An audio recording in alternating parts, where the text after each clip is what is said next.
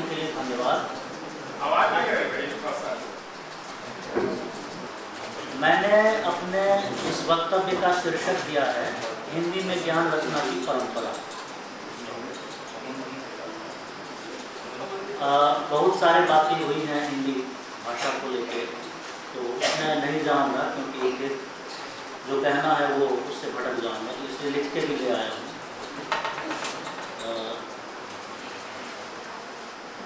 ज्ञान रचना, ज्ञान की यहाँ बात मैं इस आशय से कर रहा हूँ साहित्येतर लेखन चिंतन से, जिसमें विज्ञान, समाज विज्ञान, दर्शन इत्यादि आते हैं।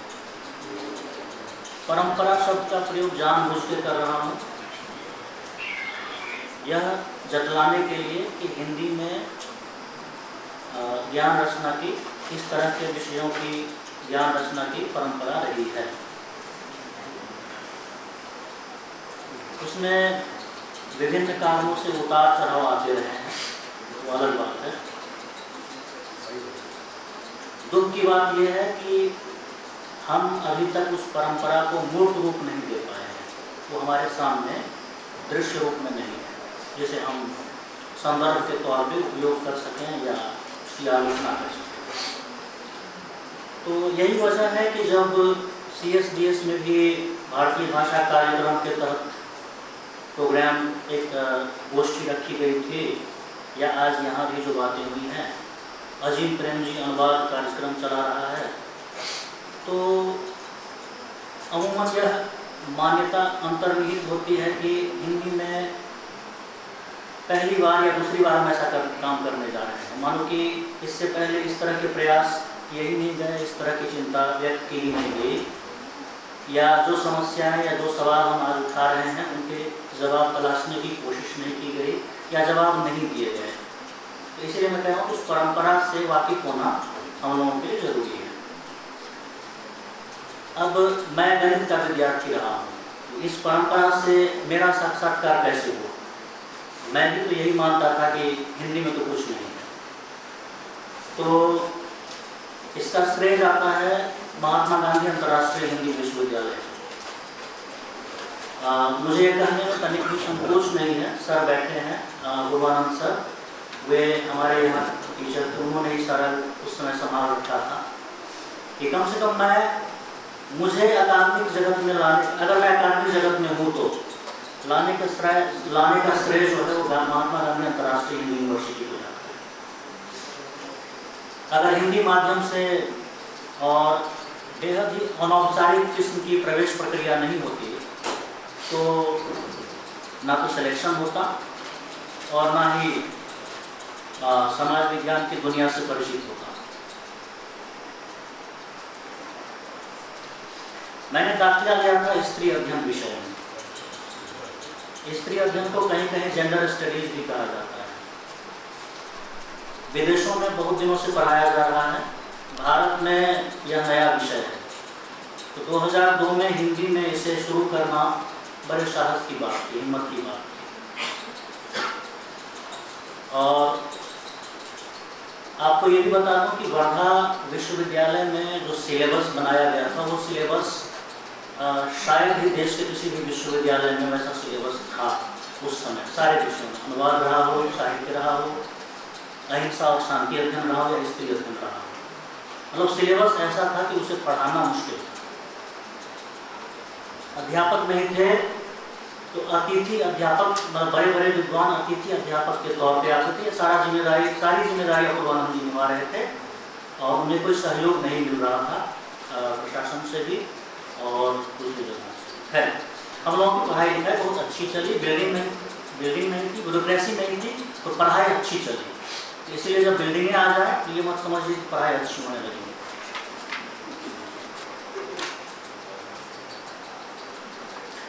अब जो समस्या सामने आई वो विकट समस्या थी। हमने पढ़ाई तो शुरू कर दी, क्लासेस शुरू हो गए, पाठ्य रीडिंग मटेरियल थे ही नहीं। स्त्री अध्ययन जैसा नया विषय, खुद अंग्रेजी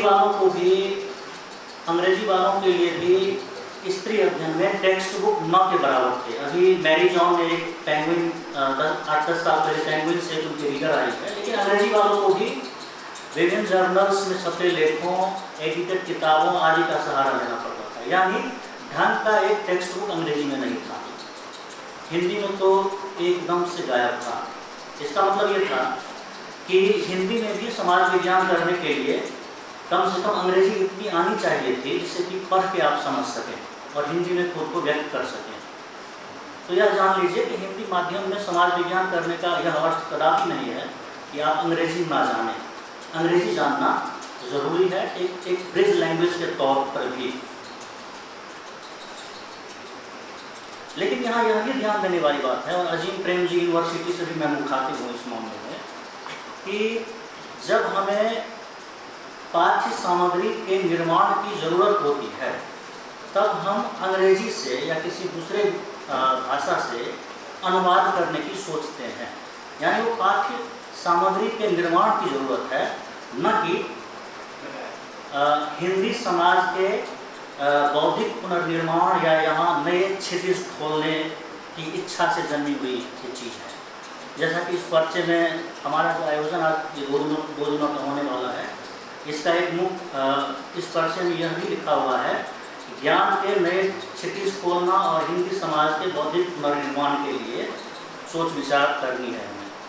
तो अजीम प्रेमजी भी अगर अनुवाद की दिशा में बढ़ा है तो उसके पीछे मुख्य वजह यही है कि उन्हें पाठ्य सामग्री चाहिए। यानी उनका सरोकार यह हरगिज नहीं है और हमें आशा भी नहीं करनी चाहिए कि हिंदी समाज को हम नई ज्ञान सामग्री मुहैया कराएं जिससे कि उनका जो सहज बोध है, जो ताना बाना है सोचने का, उसमें ये नहीं मैं कहूँगा कि ऊंचा उठे, उसमें एक आलोड़न सा हो या बदलाव आए। तो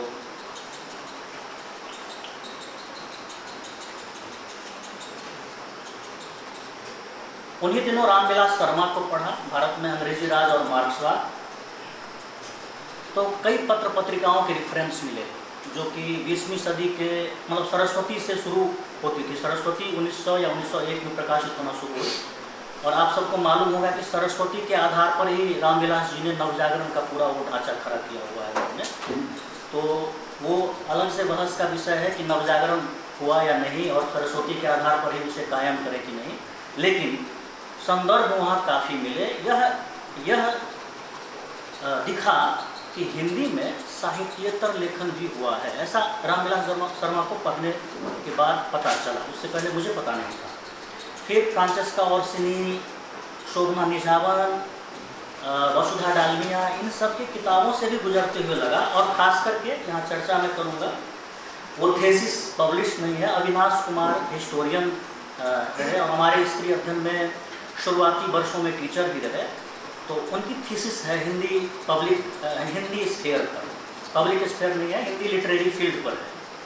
वो थीसिस कमाल की है। उस थीसिस से भी मुझे हिंदी के साहित्येतर लेखन, जिसे मैं ज्ञान कह रहा हूँ, के होने की जानकारी मिली। वो वही आज़ादी के पहले वाले पीरियड, कई पत्र पत्रिकाओं और किताबों का हवाला उसमें है।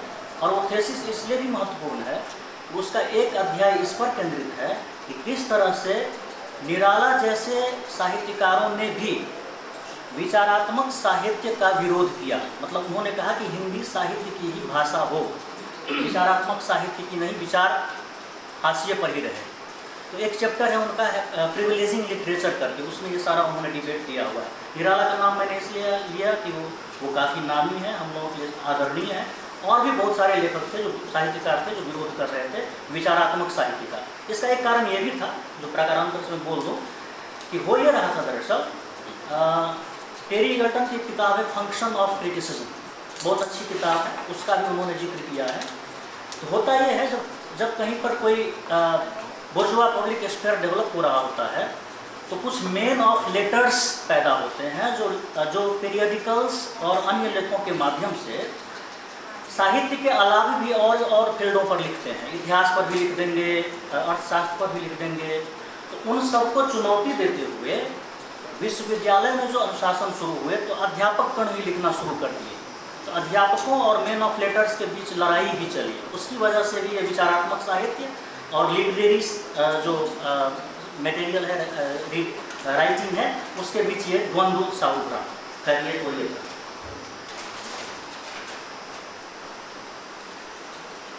फिर हमारा अपॉइंटमेंट होता है अंग्रेजी वालों के बीच। अंग्रेजी वाला मैं इसलिए कह रहा हूँ कि वो लोग मुझे हिंदी वाला कहते हैं, सोशल साइंटिस्टों के बीच ही हूँ, तो उनकी मैं उन्हें मैं दोष नहीं दूंगा, इसलिए दोष नहीं दूंगा कि उनकी परवरिश, उनकी सोशलाइजिंग, उनका जो प्रशिक्षण होता है वो उसी तरह से होता है।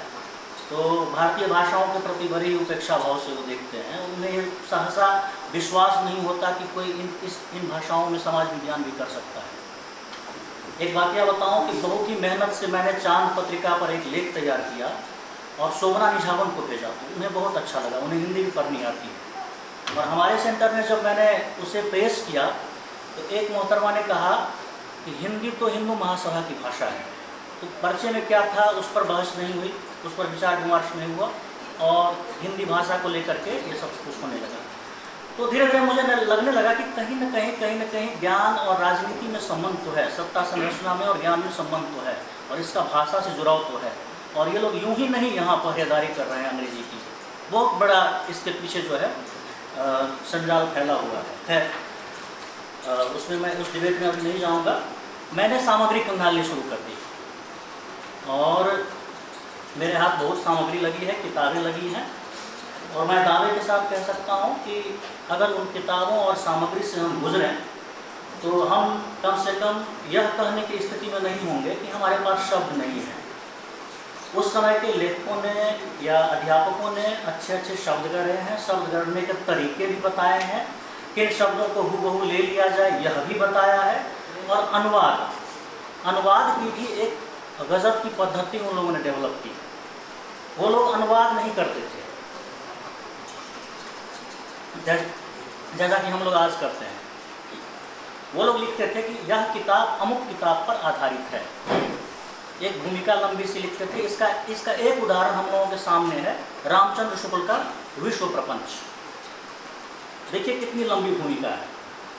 और मैंने कई अनुवाद देखे, जॉन स्टुअर्ट मिल की किताबों का अनुवाद हो चुका है उसी समय, उन अनुवादों से भी मैं गुजरा, तो मुझे ठीक ठाक लगा, उनकी भाषा ठीक ठाक लगी, पढ़ने लायक लगी। ऐसा नहीं लगता है कि आप अनुवाद पढ़ रहे हो, ना ही लंबे लंबे वाक्य होते हैं, बड़े छोटे छोटे सुंदर वाक्य भी होते।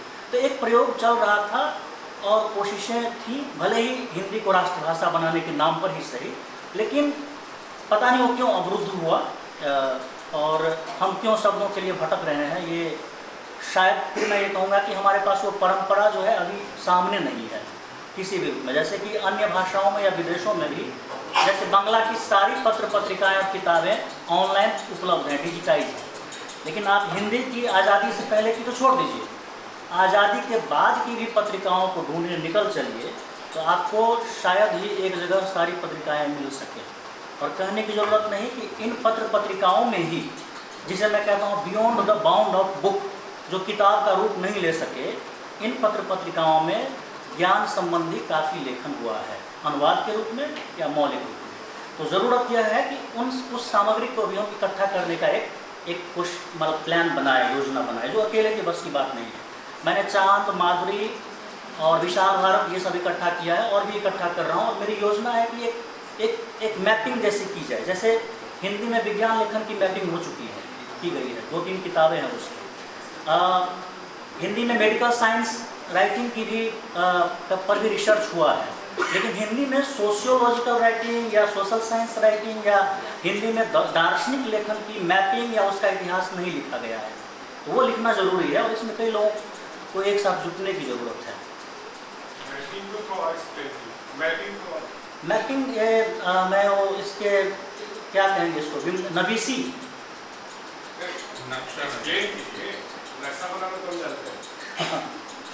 मतलब ये कहना चाह रहा हूँ कि सारे सामग्री को एक साथ रखते हुए और उनकी जानकारी देना, संक्षेप में लेखा जोखा जैसा कुछ। हाँ, लेखा जोखा जैसा कुछ। हाँ,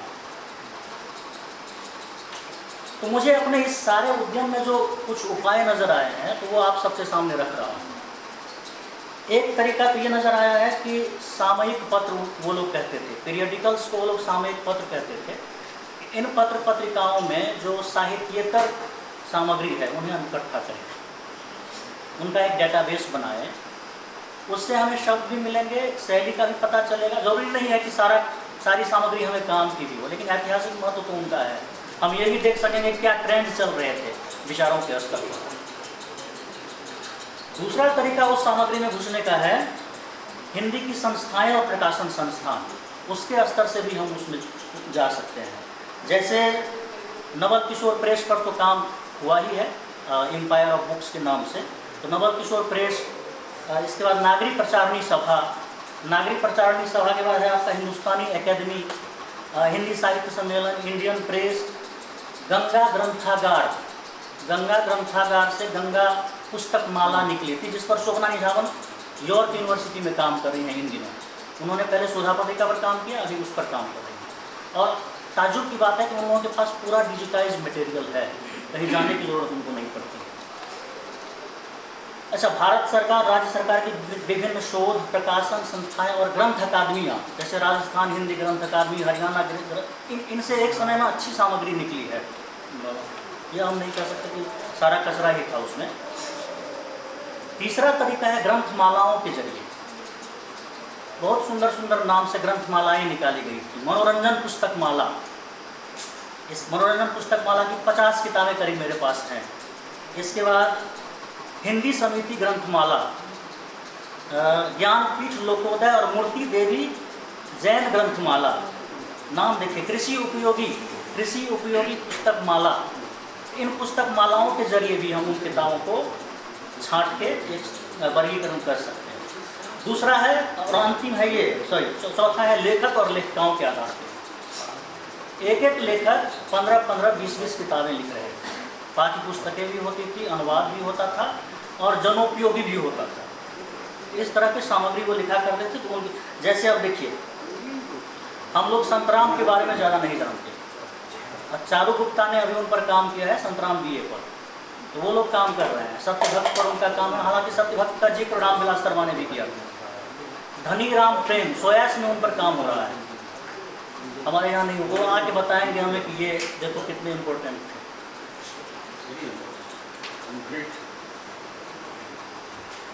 भगवान दास केला, दयाशंकर दुबे, इसके बाद आचार्य चतुर्सेन को हम उपन्यासकार के रूप में जानते हैं, लेकिन साहित्येतर लेखन भी उन्होंने प्रचुर किया। इसके बाद चंद्रावती लखनपाल, चंद्रावती लखनपाल वो हैं जिन्होंने कैथरीन मेयो की मदर ऑफ इंडिया का जवाब दिया था हिंदी में।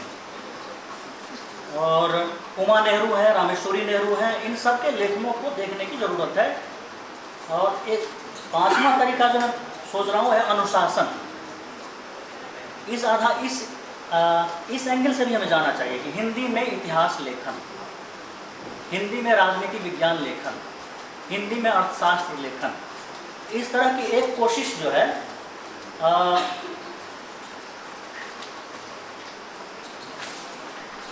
इस तरह की एक कोशिश हुई थी। तो उसमें दो ही तरह के विद्वानों ने रिस्पॉन्ड किया, एक अर्थशास्त्र के, एक राजनीति विज्ञान के।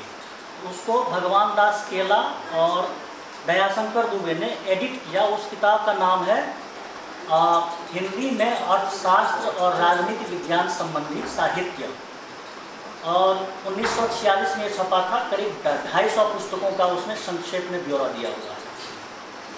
वो काफ़ी महत्वपूर्ण किताब मेरे हाथ लगी है।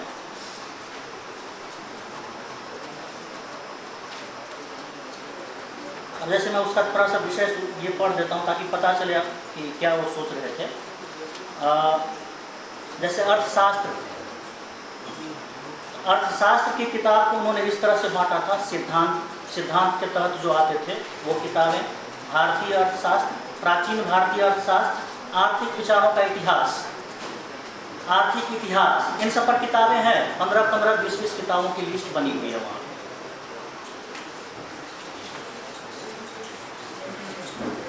स्लाइड होता तो मनोरंजन पुस्तक माला भी हो गया।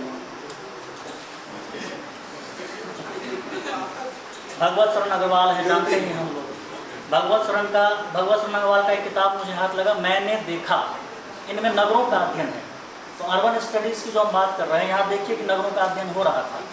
माने मैं ये कहना चाह रहा हूँ कि बीज रूप में ही सही या विकसित रूप में ही सही, विभिन्न अनुशासनों में हिंदी में साहित्य निर्माण के प्रयास जो है सीरियसली शुरू हुए, और वो सामग्री हमें देखनी चाहिए।